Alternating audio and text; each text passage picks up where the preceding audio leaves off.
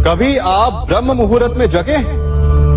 जगकर देखिए, संध्या होने के पश्चात जब रात्रि का अंधकार सारे संसार को धीरे धीरे अपने अंधकार में निगलने लगता है, तो यही अंधकार ब्रह्म मुहूर्त में भोर होने से ठीक पूर्व तनिक अधिक काला हो जाता है। कुछ समझे? हमारा जीवन भी कुछ ऐसा ही होता है। जब हमारे जीवन की समस्याएं अपने अंत पर होती है, तो यही समस्याएं एक भीषण रूप लेकर हमारे समक्ष प्रस्तुत हो जाती है और ऐसे परिस्थिति में अधिकतर लोग हार मान जाते हैं, भय खा जाते हैं। परंतु यदि आप हार न माने, भय न खाएं, दृढ़ रहें, निरंतर आगे बढ़ते रहें, तो प्रकाश के रूप में हमारा स्वागत करने के लिए सूर्य उदय सदा हमारे समक्ष प्रस्तुत रहेगा। आपने बरगद के वृक्ष को देखा है? जितना विशाल उतना दृढ़। पतझड़ में वो सूख जाते हैं, परंतु दुर्बल नहीं होते, टूटकर गिरते नहीं। और उसके विपरीत दलदल में उपजे वृक्षों को देखिए, वो दिखने में तो बड़े होते हैं, पतझड़ आए या शीत सदा हरे भरे होते हैं, परंतु इतने दुर्बल होते हैं कि जल धारा के हल्के से वेग से वो गिर जाते हैं। परंतु ऐसा क्यों होता है? कारण है जड़ें। जिसकी जड़ें दृढ़ भूमि में है, वो हर चक्रवात, हर ऋतुओं को सह लेता है, और जिसकी जड़ें दलदल में है, वो स्वयं की जड़ों को दुर्बल बना लेता है। कुछ ऐसा ही मनुष्य भी होता है, जो अधर्म, कुकर्म और असत्य की धरा पर उपजा है। वो समय की एक मार भी नहीं सह पाता, और जो मनुष्य सत्य, धर्म की धरा पर उपजा है, वो हर समस्या से अविचलित हो जाता है। अब आप पर निर्भर करता है कि आप क्या बनना चाहते हैं। हमारे जीवन में मित्र और शत्रु बड़ा महत्व रखते हैं। यदि गंभीरता से सोचा जाए तो ऐसा कोई क्षण नहीं जब हम अपने मित्रों के बारे में ना सोचते हो या फिर अपने शत्रुओं के बारे में। हमारा हर कार्य या तो हमारे मित्रों के हित के लिए होता है या फिर हमारे शत्रुओं के अहित के लिए। हम हर स्थान या तो अपने मित्रों के साथ होते हैं या फिर अपने शत्रुओं के साथ। कोई नहीं चाहता कि उनका शत्रु प्रसन्न रहे। हर कोई अपने शत्रु को नष्ट कर देना चाहता है, और ऐसा करने के लिए वो हर संभव प्रयास करता है। उसे आर्थिक, मानसिक और शारीरिक हानि पहुंचाने का प्रयास करता है। परंतु यदि मैं आज आपको ऐसा मंत्र सिखाऊं जिससे आप अपने शत्रु को सदा के लिए नष्ट कर दे तो, और वो मंत्र है मित्र बनाना। अपने सभी शत्रुओं को अपना मित्र बना लीजिए और आपके सारे शत्रु स्वतः ही समाप्त हो जाएंगे। मैं क्या कर रहा हूं? मैं दिए प्रज्वलित कर रहा हूं ताकि अंधकार को मिटा सकूं। अब आप कहेंगे कि इसमें कौन सी बड़ी बात है ना? परंतु इसमें महत्वपूर्ण बात समझने के लिए यह है कि मैं क्या नहीं कर रहा हूं, और मैं अंधकार नहीं कर रहा हूं। क्योंकि अंधकार को मिटाने के लिए प्रकाश का अस्त्र तो उठाना ही पड़ता है। बुराई को बुराई से नहीं, अच्छाई से जीता जाता है। अन्याय को अन्याय से नहीं, न्याय से लड़ा जाता है।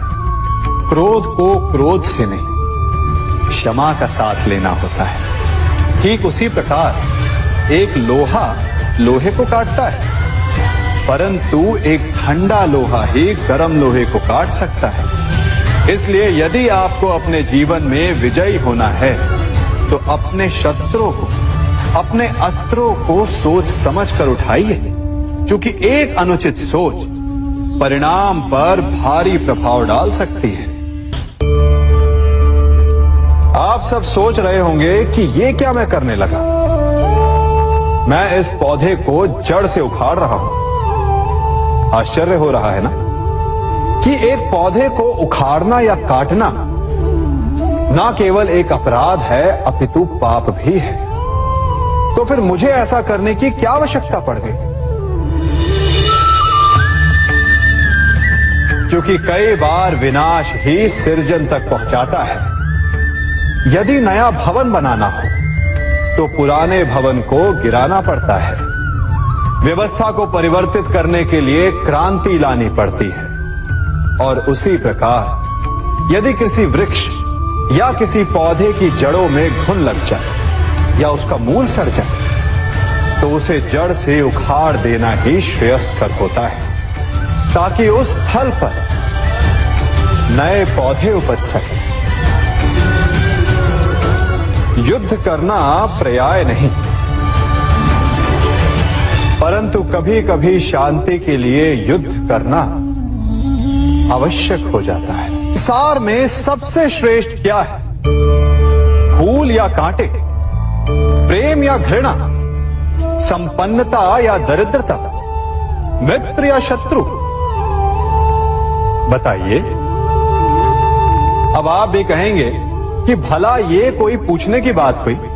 अवश्य, फूल, प्रेम, संपन्नता और मित्र ही श्रेष्ठ है। परंतु क्या आपने अपने जीवन में कभी सोचा है कि हर एक भाव, हर एक वस्तु, हर एक घटना का एक गुण धर्म होता है? त्वचा पर जलन करने वाले फूलों से अधिक श्रेष्ठ वो कांटे हैं जिनसे आप अपने घर की बाढ़ बनाते हैं ताकि वन्य पशु आपके भीतर ना आ सके। वो प्रेम श्रेष्ठ नहीं जो आपको अंधा, लोभी, पक्षपाती बनाता। वो घृणा श्रेष्ठ है जो आपको नया मार्ग दिखाता। वो संपन्नता श्रेष्ठ नहीं जो आपको कृपण बनाता, मतदान बनाता। वो दरिद्रता श्रेष्ठ है जो आपको जीवन में परिश्रम करने की शिक्षा दे। कुविचार देने वाले, बुरा मार्ग दिखाने वाले मित्रों से अधिक श्रेष्ठ वो शत्रु होते हैं जो हमें जीवन का लक्ष्य दे दे। इसलिए अपने जीवन में हर वस्तु, हर भाव, हर घटना के गुण धर्म को पहचानिए और उसके पश्चात अपना चयन कीजिए।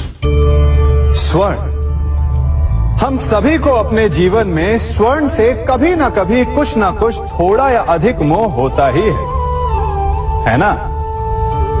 परंतु क्या आपने कभी सोचा कि स्वर्ण को प्राप्त कैसे किया जाता है? जब भूमिगत खदानों से स्वर्ण को निकाला जाता है तब वो एक पाषाण की भांति होता है। ऐसा पाषाण जिससे आप किसी को भी मार सकते हैं, परंतु उसे आभूषण के रूप में स्वयं के शरीर पर धारण नहीं कर सकते। यदि उसे आभूषण बनाना है तो उसे लंबी यात्राएं करनी होती है। उस पाषाण को पिघलना होता है। सुनार के हथौड़ी की अनेकों चोटें खानी पड़ती है, फिर काट छाट और उसके पश्चात जाकर वो ऐसा आभूषण बनता है जो हमें वर्षों तक, सदियों तक लुभाता रहता है।